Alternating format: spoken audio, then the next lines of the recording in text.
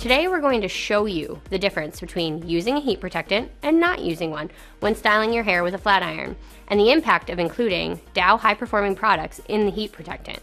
Heat styling tools run at temperatures close to and often over the denaturation temperature of your hair protein, keratin, creating significant damage if not used thoughtfully.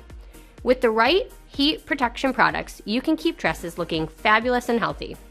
Step 1. Always start with a good heat protectant. These work through a variety of mechanisms, including the evaporation of bound water through non-occlusive film, reducing hair surface temperature, lubricating to reduce drag, and reducing triboelectric properties of the hair.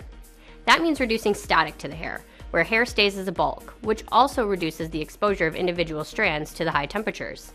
You may have seen on social media the use of thermal paper to demonstrate the effectiveness of a heat protectant.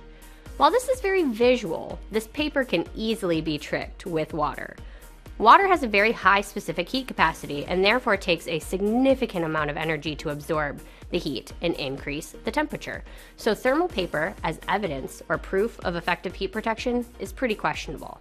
So how about we just show you on actual hair?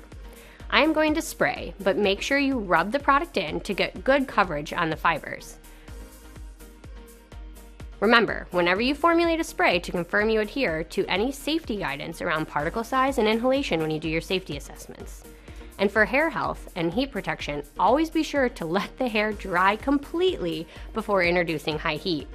We have two hair tresses here. One has been treated with a Dow silicone dilution heat protectant and the other has not. So step 2, use your heat styling tools. We use a flat iron on both tresses, applying the same amount of heat and pressure the best we can.